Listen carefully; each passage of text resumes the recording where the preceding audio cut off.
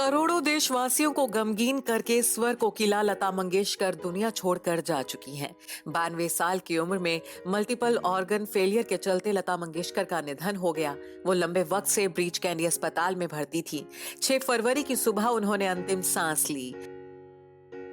रविवार सुबह जब स्वर कोकिला के निधन की दुखद खबर आई तो पूरे देश में मातम पसर गया। यूं तो लता मंगेशकर के निधन का गम हर देशवासी के दिल में है, लेकिन भारत की चहेती बेटी लता मंगेशकर का जाना प्रधानमंत्री नरेंद्र मोदी के लिए निजी क्षति से कम नहीं है। बता दें कि लता मंगेशकर को पीएम मोदी अपनी बड़ी बहन मानते थे। दोनों के बीच बेहद गहरी बॉन्डिंग थी। एक बड़ी बहन का साया सिर से उठ गया तो उस गम की पीड़ा पीएम मोदी छिपा नहीं पाए। लता मंगेशकर के निधन की खबर मिलने के बाद पीएम मोदी बेहद भावुक हो गए थे।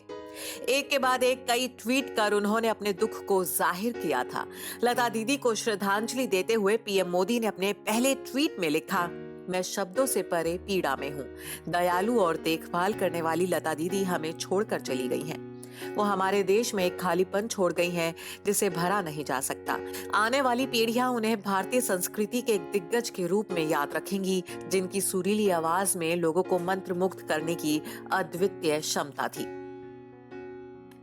इस ट्वीट के बाद पीएम मोदी ने कुछ और ट्वीट भी किए। अपने ट्वीट्स में पीएम मोदी ने बताया कि लता मंगेशकर फिल्मों से परे हमेशा भारत के विकास के बारे में भावुक थी। वो हमेशा एक मजबूत और विकसित भारत देखना चाहती थी। अपने एक ट्वीट के जरिए पीएम मोदी ने ये जिक्र भी किया कि उन्हें लता दीदी से हमेशा प्यार और सम्मान मिला था।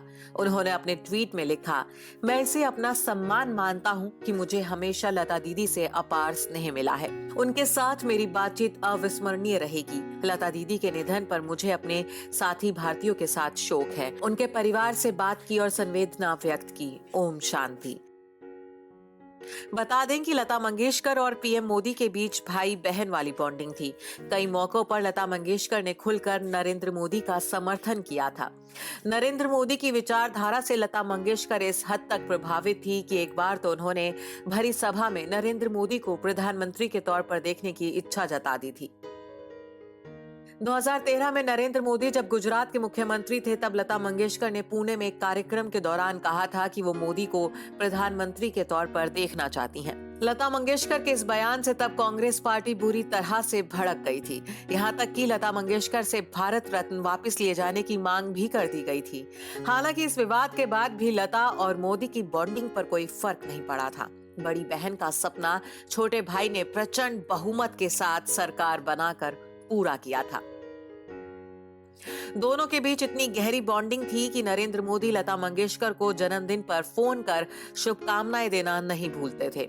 सितंबर 2019 में अमेरिका यात्रा से पहले उन्होंने दीदी लता मंगेशकर को फोन करके जन्मदिन की मुबारकबाद दी थी।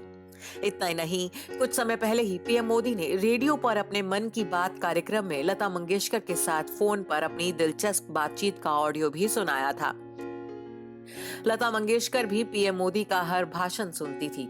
उनसे बिल्कुल वैसे ही बात करती थी जैसे कोई बड़ी बहन अपने छोटे भाई से करती है।